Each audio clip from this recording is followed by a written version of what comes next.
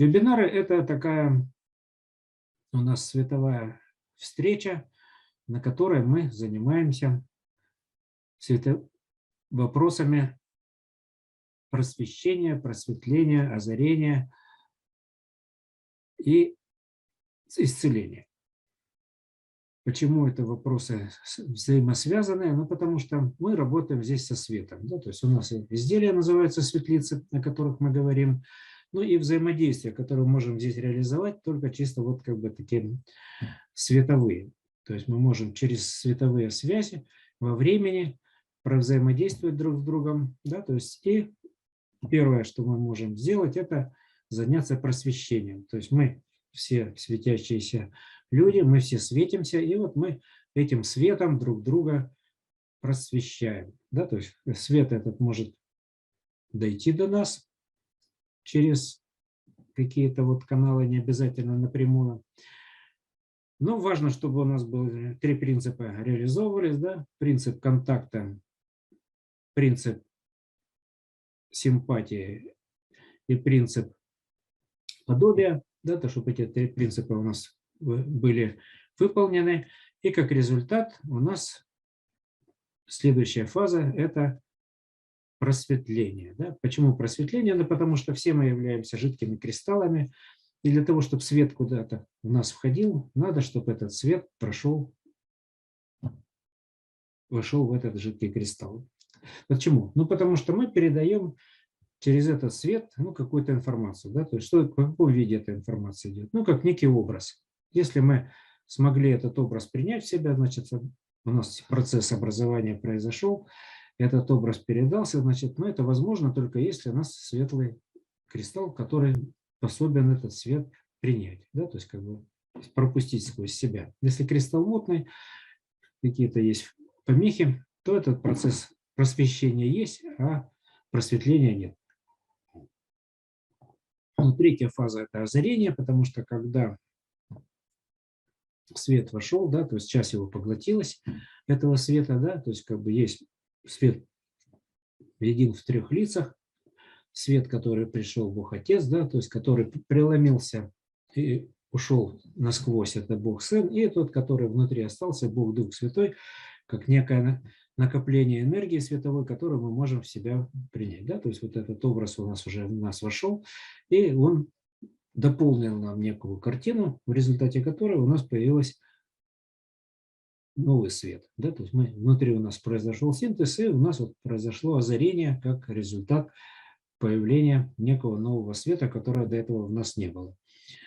Ну и третья фаза исцеления, с чем она связана? С тем, что вот это дополнение вот этого света, да, то есть нам открыло еще какую-то границу в нашем мировосприятии, что-то нам дополнило, да и у нас появился еще какой-то интересный пазл в нашем мире, то есть наша сфера восприятия расширилась, и целостность мира, который нас окружает, для нас выросла. То есть вот это исцеление, как повышение мира целостности, как заключительная фаза. То есть поэтому мы просим на каждый вебинар делать запрос какой-нибудь, да, то есть мы как бы, чтобы мы могли в рамках вот этих световых процессов реализовать некий синтез, который бы позволил нам решить задачи локальные у участников семинара, ну и, может быть, какие-то глобальные, которые нужны всем, а не только нам самим. Ну и в этом вопросе возникает, вот в этом, вернее, контексте возникает вопрос, при чем тут любовь? Но дело в том, что если мы говорим о создании чего-то нового, нового света, нового времени, да, то есть то это всегда есть творчество. То есть создание чего-то нового – это всегда некий творческий процесс. Да, то есть, но чтобы произошло соединение, да, чего-то в этом новом, чтобы что-то новое родилось, нужна обязательно любовь как основа этого процесса, основа этого творчества. А мы здесь занимаемся светотворчеством, то есть мы как бы через свет взаимодействуем, и при этом создаем новое время жизни, новое время радости, новое время, которое нам нужно будет как новое будущее, которое для нас будет открыто. Вот. То есть это создание времени, это время творчества. И опять же, это все может происходить только если у нас есть возможность любить. Но любовь, об ней говорят, не говори, о ней все сказано. Вот, поэтому мы будем немножко говорить о любви с такой как бы позиции немножко другой. Не той, как обычно говорят, не о неких чувствах, о неких состояниях, а мы будем говорить о любви как о неком процессе, да, то есть как бы световом. Потому что говорят, любовь – это свет, но в то же время подчеркивают, что Бог – это тоже свет. Да, значит, вот как бы есть такая двоякость у света, да, то есть что с одной стороны это Бог, а с другой стороны это любовь. Так вот, всякий ли свет – это любовь? И всякий ли свет – это Бог, да, то есть не всякий. Значит, есть определенные характеристики у этого света, да, то есть которые можно сказать, что да, вот это вот божественный свет, который к нам пришел, и который нас поддерживает, и который на самом деле у всех горит внутри. То есть у каждого человека есть вот эта божественная искра, которую он, правда, иногда в себе пытается погасить. Ну, вот чтобы она не погасла, это божественная искра. То есть как бы мы вот и занимаемся светличными технологиями, которые позволяют убрать помехи вот в этом вот светотворчестве. Потому что мы здесь, в этом мире, ну, для чего-то существуем, и вот это что-то нам как бы надо бы познать, разобраться в своих целях и задачах.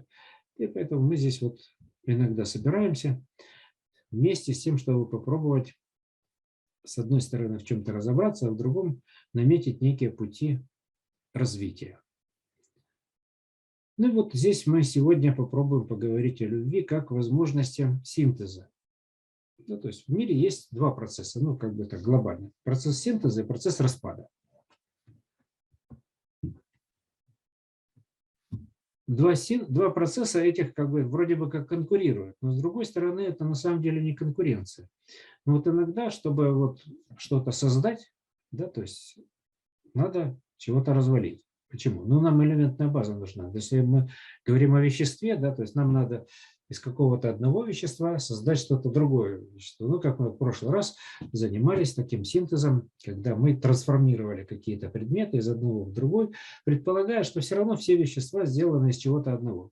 Да, то есть атомов, нейтронов, протонов, кварков, там как бы все это некая элементная база, которую если перетасовать, мы можем получить какое-то другое. Но в основе-то всего этого и лежит что-то общее. Да? То есть, как бы, то есть мы, в чем проблема восприятия людей многих? В том, что люди видят предметы.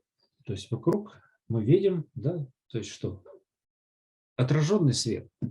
Не тот, который свет прошел через какой-то объект, да, то есть и родился в этом. Мы видим отраженный свет. Есть источник солнца, свет от него идет, падает на поверхность каких-то вот предметов. Этот отраженный свет мы воспринимаем, и тогда мы можем вот говорить, что для нас мир вот существует таким образом. Но это значит мир поверхности, то есть мир плоский. И даже вот наш глаз, он на самом деле видит, каждый глаз свою картинку такую. Картинка одна, плоская.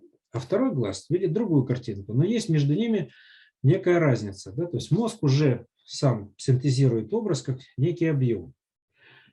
То есть у нас мозг умеет вот это вот делать такой синтез световой. Да? То есть есть один объект, есть другой. Он их соединил и понимая, что это как бы некие части одного чего-то, да, то есть не разделяет их по отдельности, да, а создает общий образ. Мы видим, что есть некая третья координата. Не только плоскость, но еще некий объем. Вот. В силу того, что у нас мозг вот имеет такую возможность синтеза, да, то есть как бы вот это нам позволяет в различные цвета создавать из них новые композиции.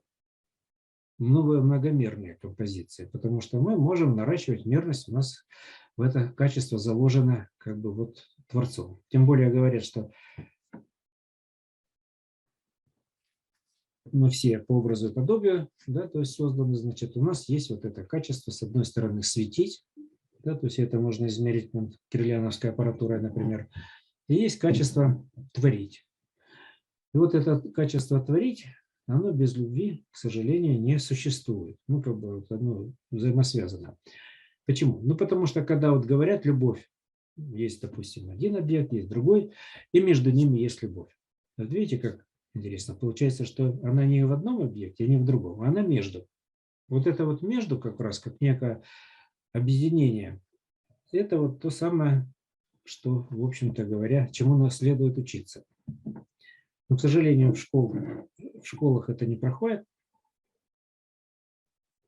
в институте тоже, да, то есть как бы предполагается, что школа и институт – это некие знания, которые нам дают, а вот как из этих знаний создать что-то новое знание. Да? То есть тогда мы говорим о взаимодействии между учителем и учеником, но на уровне, когда они выходят на совместное творчество, когда они начинают взаимодействовать как одно целое и начинают создавать из этого взаимодействия новое качество, да, то есть новое состояние, новые миры. Вот. Поэтому мы здесь вот как раз сегодня об этом и говорим. Но я вернусь к описанию потенциала любви, о котором говорим. Вот, да? То есть вот у нас есть сейчас два потенциала любви. Мужской и женский. Когда-то был один. Но сейчас вот как бы переходя на новую серию Genium, мы решили, что надо разделить. Да, и выделили, теперь отдельно у нас есть мужской потенциал, есть женский потенциал. Как бы немножко мы от моды отошли и решили, что надо вот такое усиление каждого качества, как бы мужчин и женщин, сделать отдельно. Поэтому у нас вот они разного дизайна сейчас, эти карточки, но они, в принципе, имеют общую структуру объединения, да, структуру синтеза. Что это значит? Ну, давайте немножко просто по теории. Что делают эти карточки? Описание потенциала любви. И вот мы на нем видим вот эти два варианта, да, потенциала любви. С одним дизайном это женский у нас потенциал любви, а вот такой как бы вот темно-серый у нас потенциал любви мужской. Но у нас дизайнер, как бы, вернее, не наш дизайнер, у нас есть такая художница Ирина Виноградова. Вот она рисует замечательные картины, и вот она нам разрешила ее картины использовать в качестве дизайна для наших изделий. Так что вот это ее рисунки. Если кому интересно, у нее есть, вышел альбом ее рисунков, и его можно даже у нее приобрести. Если кому интересно, мы можем дать контакт для того, чтобы можно было этот альбом приобрести. Там, тем более, к этим картинам есть стихи, поэтому это очень такая серьезная целостная работа, которая дает возможность трансформации. Когда человек ее смотрит, эту книгу, она его начинает изменять, создавая ему внутреннюю гармонию. Вот. Ну вот, если мы говорим о потенциале любви, то давайте вот еще посмотрим на вот о чем поговорим. Ну, что мешает, вообще-то говоря, вот людям любить друг друга? Ну вот как раз процесс разделенности. Он существует в мире, да, то есть как бы человек выделяет себя как некий отдельный объект, и для того, чтобы взаимодействовать с другим объектом, ну как бы вот надо собственную границу нарушить.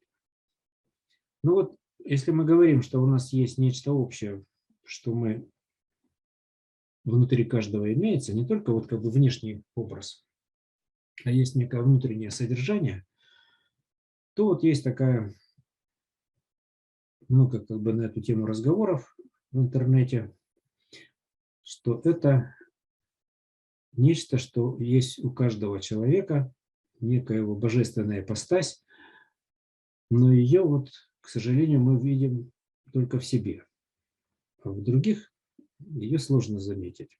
Почему? Опять же, мы видим только внешнюю картинку, мы не видим сути человека, внутреннего его мира, который является бесконечностью. Потому что познать бесконечность вот каждого человека – это достаточно сложно. Но, в принципе, к этому можно стремиться. Да? Поэтому мы можем говорить, что есть возможность в каждом человеке попробовать нащупать вот эту вот искорку, попробовать с ней соединиться. И тем самым, возможно, на этом взаимодействии световом мы можем что-то вот новое создать. То есть как некую любовь, которая будет ни у одного человека, ни у другого, она где-то будет между. Но это уже будет синтезный объект, который вот для нас и будет уже неким таким творческим порождением. Некий ребеночек, который рождается не в физическом теле, да, то есть, а в неком духовом световом пространстве. Потому что когда говорят о любви, да, то есть почему столько в ней много сказано, и тем не менее можно говорить и говорить. Дело в том, что мы, когда говорим о словах в языке, да, то есть они всегда для нас несут какое-то значение. Да, то есть, ну, вот мы говорим там лампочка. И понимаем, что вот есть некий объект, который светится. Но их же лампочек много всяких. Да, то есть, и для того, чтобы мы могли определить, сказать тогда, вот настольная лампа, допустим, или бра висит, да, то есть, или вот это какой-то другой светильник, да, там лампа накаливания, лампа дневного света, светодиодная лампа там, и так далее, и так далее. Да, то есть мы, получается, какие-то даем определения вот тому источнику света с тем, чтобы вот определить, да, то есть, а вот это вот лампа Аладдина, например, еще, то есть как бы лампы. Получается, что мы можем вот из ламп целую такой ряд целый выстроить. Одну, другую, третью, четвертую и так далее. Это множество этих ламп. У нас получается, что каждая лампа является трехмерным объектом, да, то есть как бы, а вот этот ряд вот этих ламп у нас дает еще одну координату, уже четвертую. Значит, само понятие лампа, оно уже имеет как минимум 4 координаты, а не одну. Вот, то есть они 3. То есть это не просто объемный объект, да, то есть он уже четырехмерный. Поэтому слово лампа, оно само заключает в себе уже некое многомерие. Но есть, ну, в принципе, мы можем сделать описание. Да, то есть я говорю, вот есть такой объект, который вот он светится, и вот он имеет такую форму, вот описываем, потом говорит, человеку, допустим, рассказываем. Он говорит, о, так это ж лампа. Да, то есть какая-то. То есть ему становится это понятно. Но есть слова, которые вы можете давать одно определение, другое, третье, четвертое, пятое и так далее. И это все будут разные определения. И мы не можем создать общего определения, которое бы было бы для всех универсальным.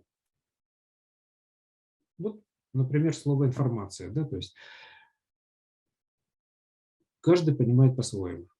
На самом деле вот есть шенноновская информация, да, есть информация там термодинамическая, есть другая и так далее. То есть множество видов информации существует. Да?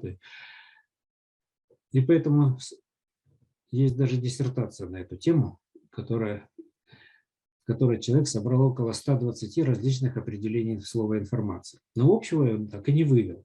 То есть поэтому мы, когда говорим информация, мы на самом деле имеем нечто очень многомерное. Да? То есть, потому что информация может быть, иметь множество каких-то измерений. Но кроме этого, есть возможность оперировать какими-то словами, которых вообще невозможно понять, что это такое. Да? То есть вот слово «любовь» это к таким и относится. Потому что мы, когда говорим, что вот, а есть любовь, например, матери к ребенку. Да? То есть это одна любовь. Или там мужчины к женщине, другая ветвь любви. Или, допустим, любовь к родине. Или любовь еще к чему-нибудь. Да? То есть как бы, ну, кто-то любит вкусно покушать.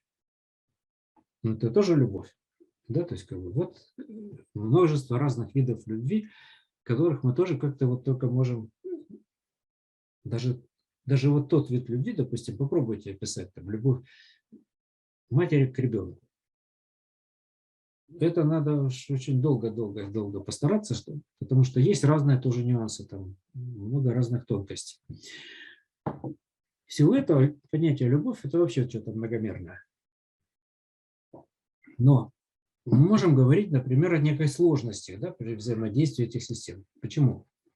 Но если мы говорим, что любовь – это нечто, что нас объединяет, или вот как некий синтезный процесс, как соединение, то тогда что при этом происходит? То есть поэтому можем на простой модели, например, попробовать в этом процессе разобраться.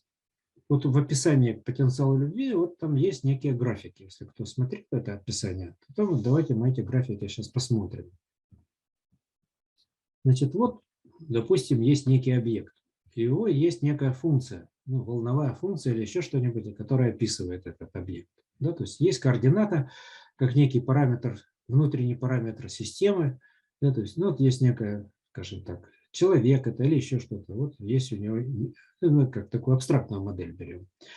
Да, то есть, и есть потенциал, потенциальная функция для этого вот объекта. То есть есть некий потенциал, который может иметь некий минимум. Но для человека всегда есть некое минимальное состояние, которое организм пытается поддерживать. Это называется гомеостаз. Закон сохранения энергии нам об этом говорит. И целый ряд еще законов, которые вот устремляют человека как объекта к тому, чтобы он сильно не дергался, никуда-то не бежал, а потихонечку что-то вот жил и сильно не напрягался. Только если что-то там его начинает где-то подкусывать, вот тогда он начинает шевелиться. Вот, допустим, есть другой объект. Вот у нас функция, да, V1 и V2.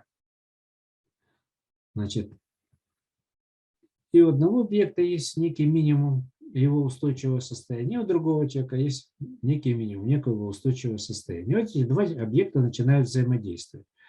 Если они пытаются взаимодействовать и ничего не меняя в системе отношений, то тогда, значит, один объект, допустим, вот он был вот в оптимальном неком состоянии, для того, чтобы взаимодействовать с этим объектом, он начинает отклоняться от этого состояния, да, то есть и другой объект начинает отклоняться от этого. Они, допустим, вот в некой точке у них получается некий общий потенциал, который они могут использовать. Вот это называется компромисс. Компромисс – это что? Это когда и тот, и другой что-то потеряли. Но они, вот, возможно, что-то приобрели в результате такого взаимодействия, что-то им удалось на двоих поделить. Было одно, а теперь у этого часть есть у этого, а часть есть у другого. Вот. Но есть еще другая стратегия, да, то есть какая?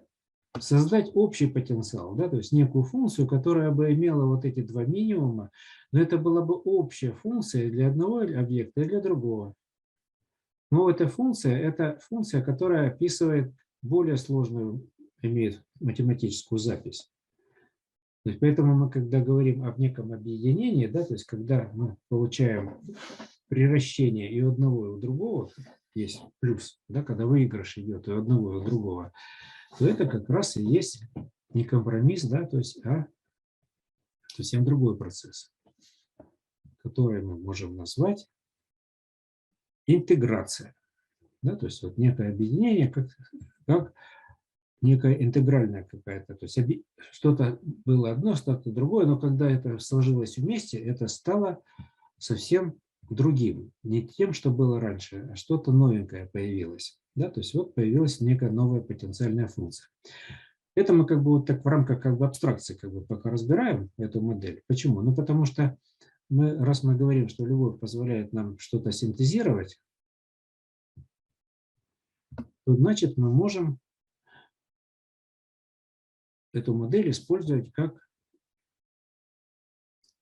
некое направление для того, чтобы мы могли организовывать эти взаимодействия. Потому что мы говорим о потенциале любви. Да? То есть у нас есть некая потенциальность для того, чтобы связи такие организовывать. Но связи какие мы можем создавать? Связи во времени. Да? То есть не в пространстве, как мы сейчас, например, взаимодействуем. Мы же не в пространстве взаимодействуем, А вот один в одном пространстве, другой в другом пространстве. Но мы каким-то образом вот смогли провзаимодействовать друг с другом. Вот в прошлый раз мы показывали такое упражнение, как лассо, да, то есть когда световая веревочка накидывается на другого человека, ну, как некое виртуальное представление, и человек это слышит, да, то есть он реагирует на этот свет, который к нему как некий лучик направлен, и на него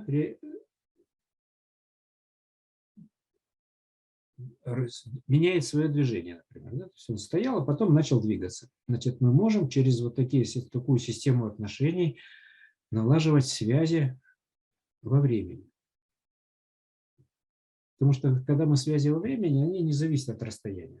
То есть мы можем близкими быть на любом расстоянии. Но это как бы вот теория. Есть как бы такой вопрос, иногда возникает. А вот мы начнем связи эти организовывать. А не станем ли мы зависимыми от чего-нибудь? Ну, например, от тех же светлиц.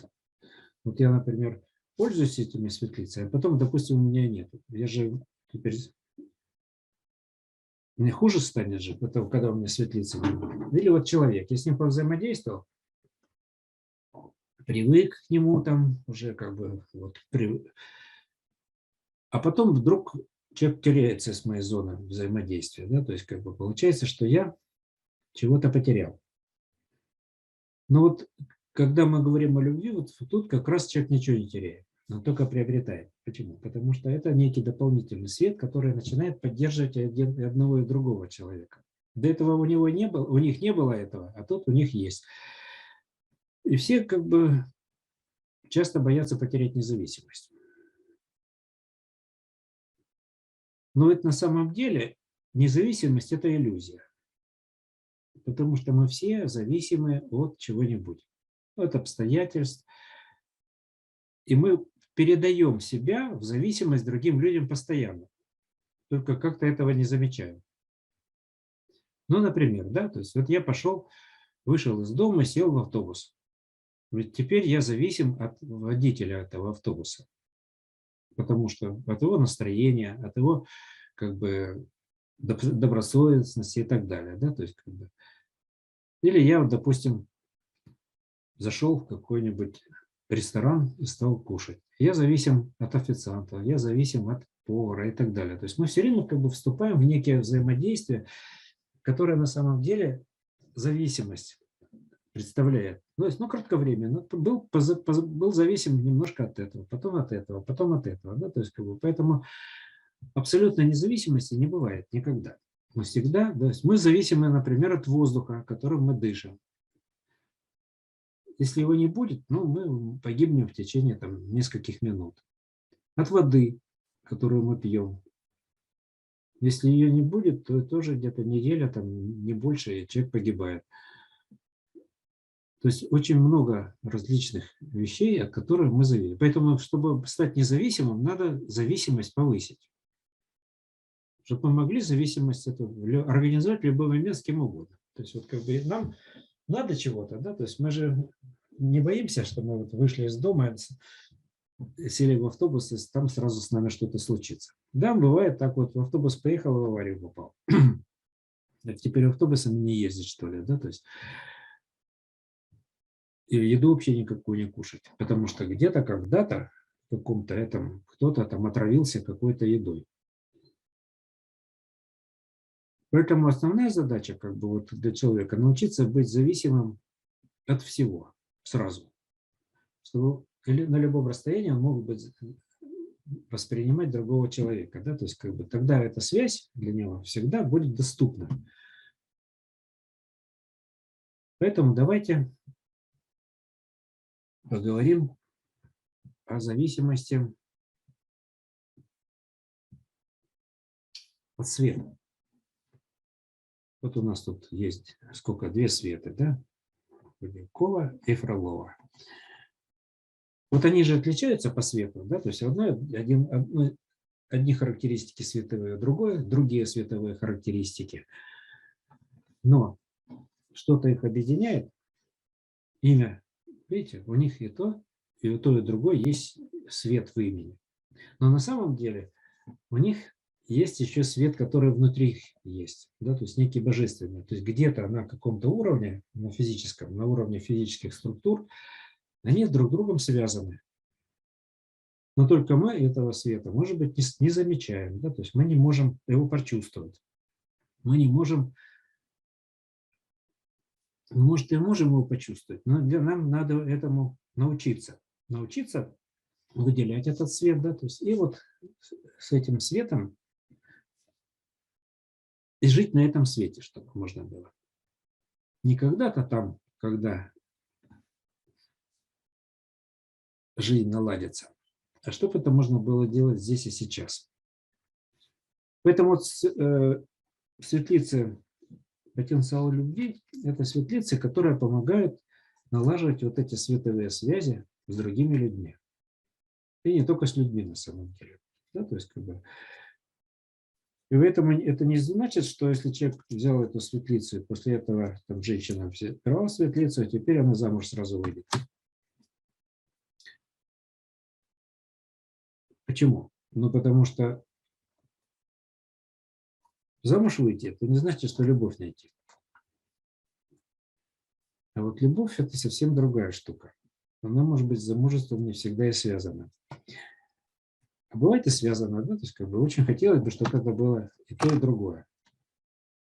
Но если мы этого хотим, то тогда надо вот эти качества и развивать. Поэтому потенциал любви – это устройство, которое позволяет в себе развивать возможность вот этого синтеза светового, когда мы можем взаимодействовать с человеком на любом расстоянии, и от этого человеку стало хорошо. Почему? Потому что у него энергии добавилось, у него добавилось настроение, улучшилось, и здоровье в том числе. И у нас тоже от этого стало нам тоже хорошо, потому что и у нас тоже энергия добавилась, и тоже света добавилось, и тоже настроение улучшилось. Как это делается? Да? То есть, значит, для этого надо взять одного человека, взять другого человека, начать, чтобы они начали взаимодействовать друг с другом. Да? То есть, когда организовали связность световую друг с другом, так, чтобы у них вот эта взаимозависимость, да, позволила им начать ощущать другого человека как самого себя. Вот, говорят, Христос говорил, что полюби ближнего как самого себя. Но иногда бывает очень сложно самого себя полюбить. Потому что, как глянешь в зеркало на себя, и начинаешь себя критиковать. И тут не так, и это не так. Вот. А это как раз вот дело в том, что мы тогда, когда смотрим в зеркало, мы видим внешнее отражение, а не внутренний суть процесса.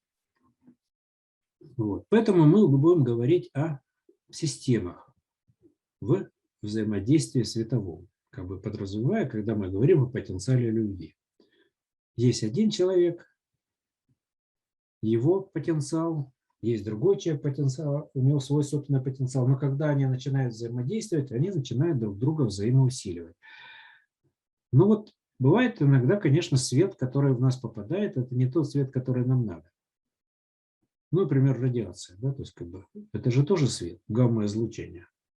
Если человек попал под гамма-излучение, у него там начинаются какие-то процессы радиоактивного распада внутри себя. Но бывают такие излучения, которые там не сразу у тебя там что-то распадается, а в течение многих-многих лет. Потом два человека повзаимодействовали, один в другом оставил какой-то след, и человек мучается теперь с этим следом, потому что он, ну, как бы там переживал в свое время при взаимодействии. А переживал он, например, что-то не то. У него как бы свои собственные представления были о взаимодействии, а у другого человека свои собственные представления. А то, что реально происходило между ними, это был совсем другой процесс. То есть человек вот почему-то вдруг обиделся там, или как-то позавидовал, или еще что-нибудь. Ну, то есть какую-то негативную эмоцию подхватил во время такого взаимодействия. Поэтому мы будем говорить о световых отношениях, да, то есть как бы не будем как бы много разных позиций рассматривать, а будем говорить о том, как нам увеличить сложность отношений при использовании светлиц потенциал любви.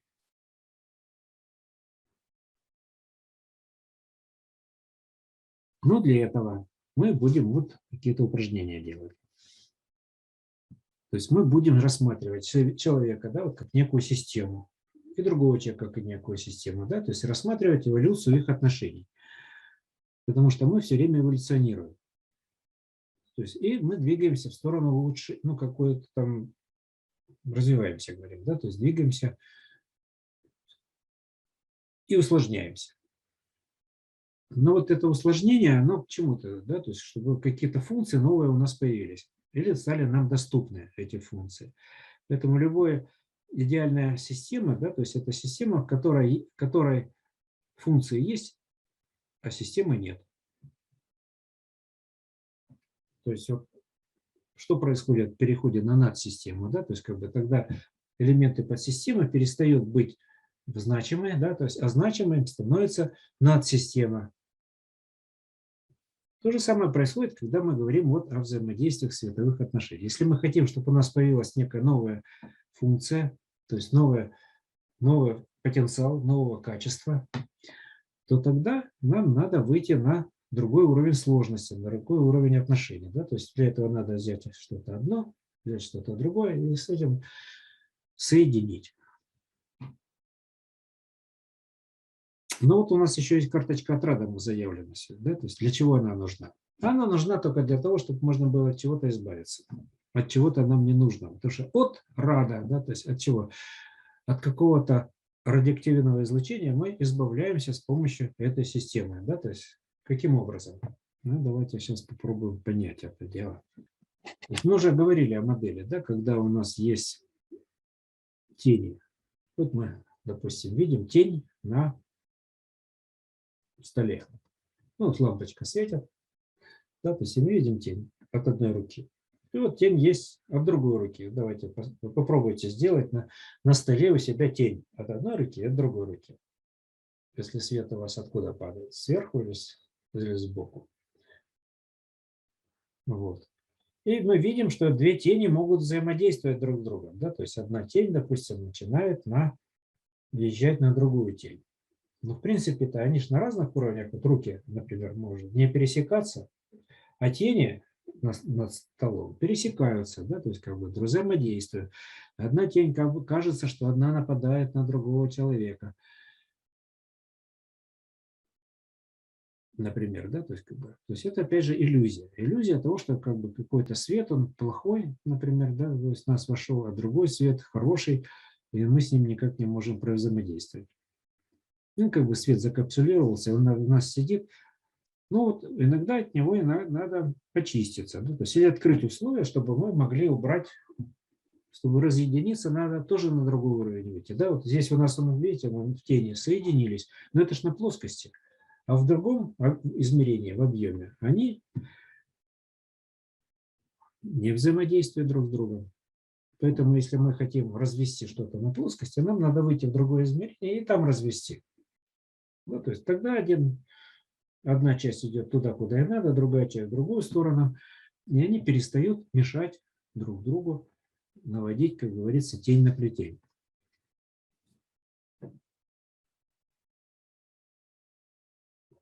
Вот. Но опять же мы обращаемся не к внешней оболочке в этом процессе, да, в процессе взаимодействия, когда мы говорим про любовь, а к неким внутренним состояниям. То, что нас объединяет как некие божественные сущности. Поэтому вот эту божественную искру мы как раз карточкой потенциала любви пытаемся разжечь внутри себя в первую очередь. А потом уже убрать, что мешает этой искре, если надо, и начать с помощью нее взаимодействовать с другой божественной искрой, которая есть в другом объекте, в другом человеке, в другом предмете, например, да, в растениях. Вообще, ну, в любом живом, почему живое?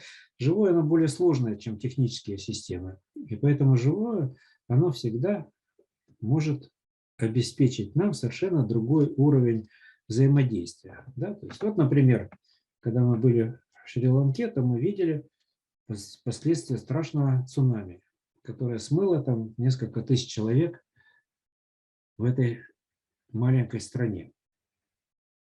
Разрушено было очень много зданий, люди кровь потеряли кто-то, а кто-то просто погиб, потому что его накрыло этой волной.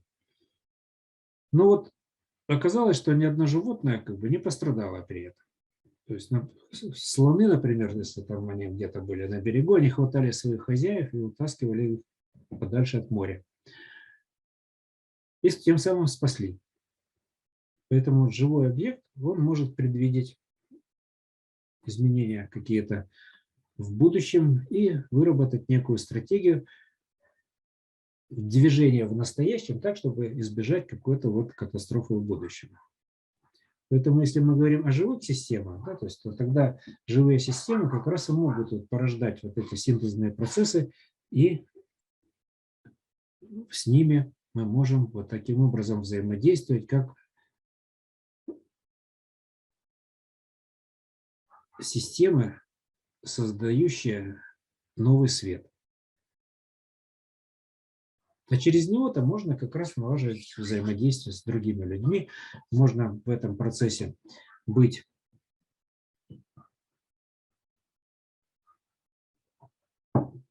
настоящим человеком, да, то есть как бы проявлять свою человечность даже без слов. Когда ты передаешь просто световой импульс другому человеку, он его ощущает, и это его наполняет радостью и любовью. Вот у нас к нашему каналу Zoom, в котором мы взаимодействуем. Да, подключены на самом деле и структуры потенциала любви, и мужской, и женский, и структура отрады. И вот мы будем сейчас взаимодействовать с цветами с вами, как всегда. Но эти цвета у нас будут подчищаться вот этой структурой отрада, да, то есть убираться что-то лишнее, а что-то новое будет синтезироваться с помощью вот этой вот структуры потенциала любви. Почему мы не боимся, что у нас чей-то свет в нас войдет и нам сделает плохо? Ну, с одной стороны, у нас есть отрада, которая как бы предназначена, чтобы что-то убрать, то, что нам не надо, да? А с другой стороны, мы говорим о принципах световых отношений, да? То есть как бы о принципах светового усиления, как о принципах контакта. У нас контакт есть, вот мы как бы контактируем с вами. У нас есть возможность проявлять симпатию друг к другу, да, то есть и у нас есть возможность не делать другому то, что не хочешь делать себе. Это принцип подобия. Мы все подобны, и подобны в первую очередь мы творцам, Творцу. Поэтому мы как творцы будем сейчас творить любовь по отношению друг к другу. Ну, чем мы можем это делать? Ну, только с помощью света мы можем. Поэтому сначала давайте настроимся на вот эти две структуры. То есть мы попробуем в себе вот эту божественную искру разжечь сначала. Для этого у кого есть потенциал любви, не обязательно тот МЖ, то есть он как бы там структуры все равно усиливающие потенциальные возможности отношений, да, то есть взять в руки. У кого есть отрада, тоже взять в руки эти карточки. Вот, и попробовать на них настроиться. Что значит настроиться? Да, то есть почувствовать, что у вас в руках есть некая такая плазма.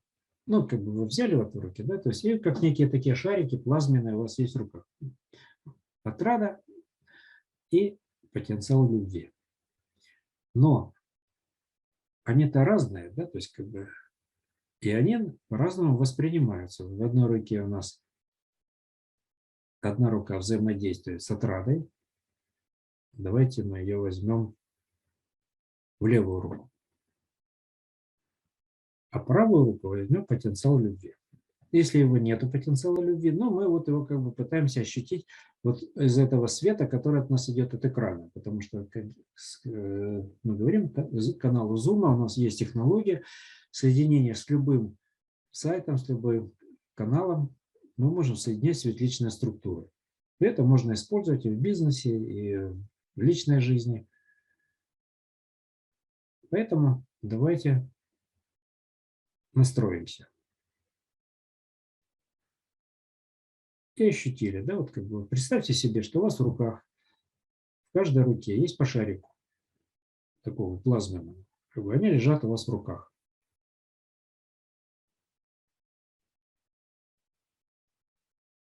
и начинают они у вас увеличиваться, да, то есть как бы расширяться.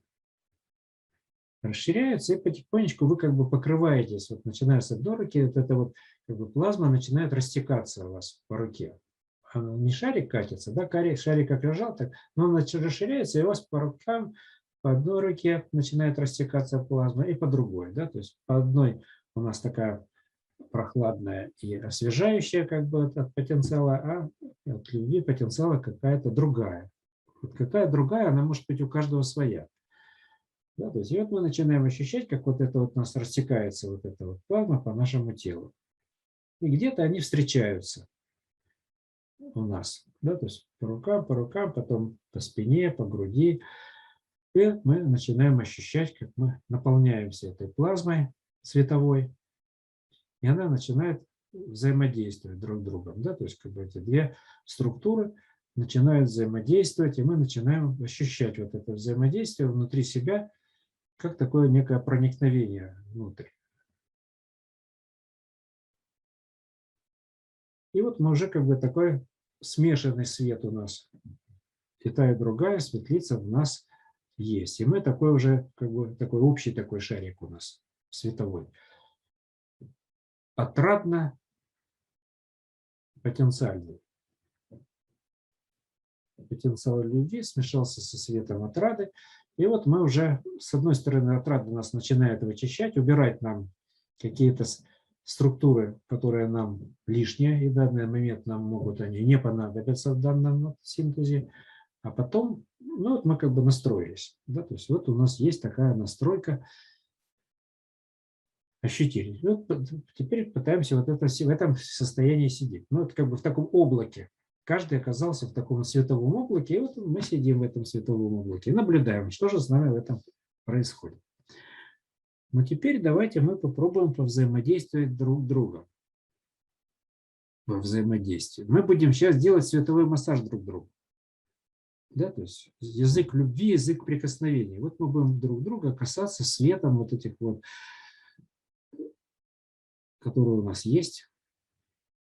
Значит, смотрите, вот у нас, я сначала того, кого назвал первым, он будет выступать сначала в роли оператора.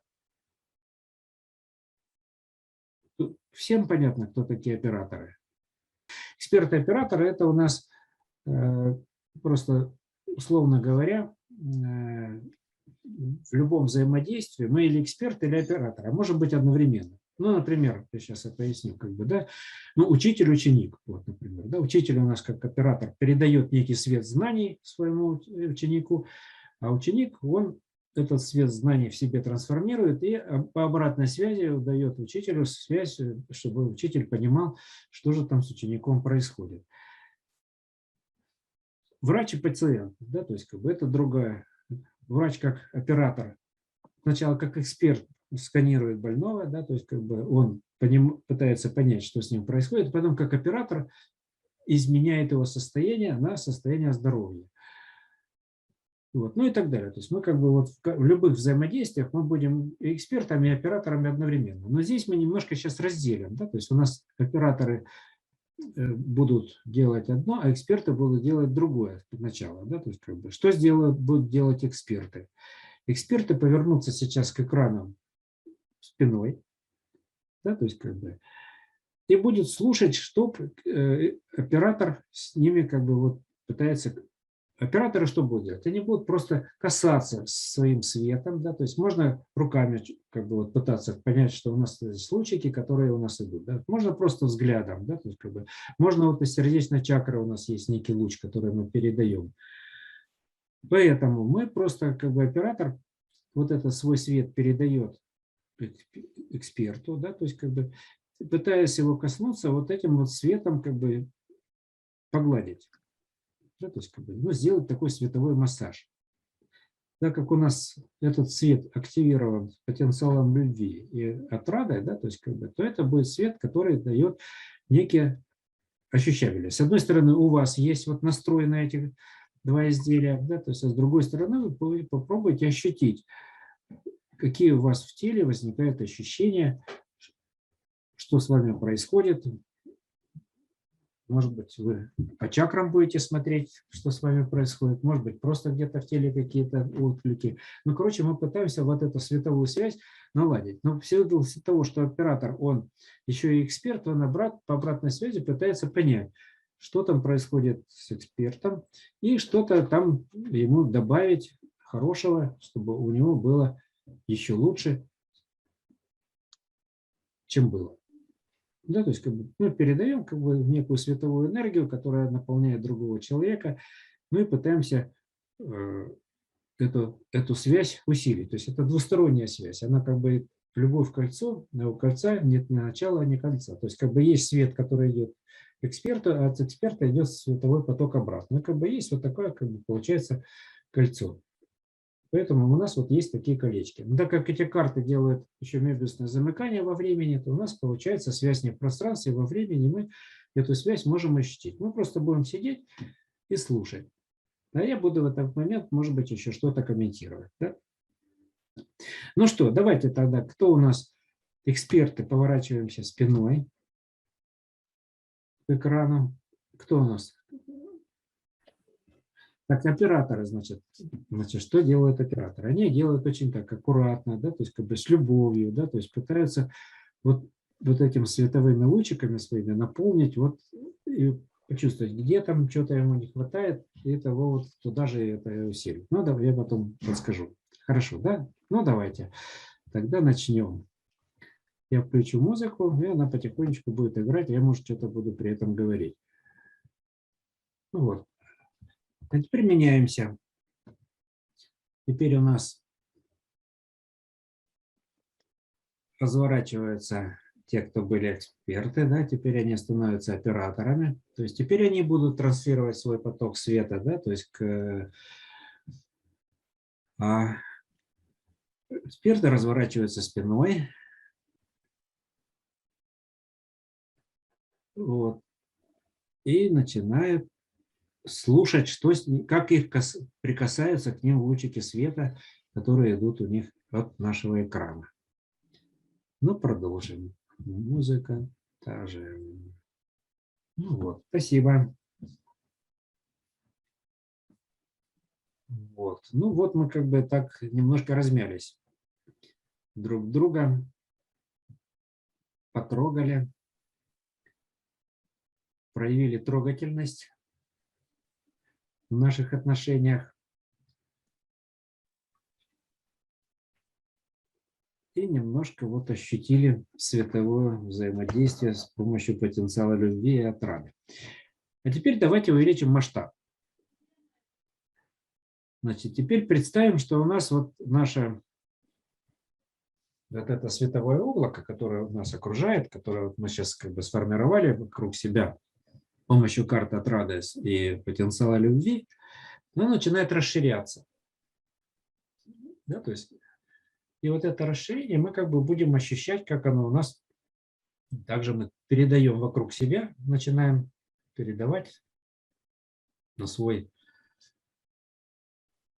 район, на свой город, на свою область, страну,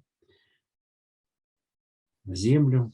Ну, давайте, значит, опять как бы все у нас операторы, и мы начинаем вот это вот взаимодействие. Причем мы как бы передаем друг другу с одной стороны, да, то есть как усиление такое у нас идет. Да, то есть, смотрите, у нас 18 участников, 2 девятки, значит, 9 на 9. Значит, у нас матрица 9 на 9, которой мы можем обеспечить степень сложности в наших связях. В связях вот световых потоков. Да, то есть вот этой вот степенью сложности мы попробуем сейчас повзаимодействовать не только как бы вот в рамках наших отношений, да, то есть как бы выйти за эти рамки, за пределы нашего обыденного мира и расширить его как бы вот насколько сможем куда-то вот его отправить. Ну давайте сейчас мы другую музыку заведем. Ну вот такое у нас сегодня погружение в световые потоки с потенциалом любви.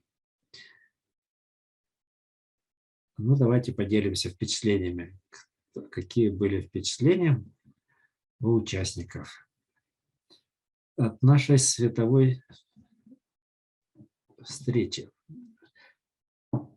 светотворческое, время творческое. Вот какое-то время мы тут провели и сотворили новое время. Новое время в новой реальности. И это неизбежно как бы проявится в вашей жизни. Поэтому надо обращать будет на знаки, какие будут появляться вокруг вас, которые будут подсказывать, что вот, все идет правильно, и вы идете, верная дорога идете, товарищи. Хорошо. Большое спасибо тогда всем участникам. Поем песенку. Ку-ку. Ку-ку. Ку-ку, бай-бай. До новых встреч. Спасибо. До свидания. Спасибо. Бай-бай. До свидания. До свидания, до свидания. Спасибо.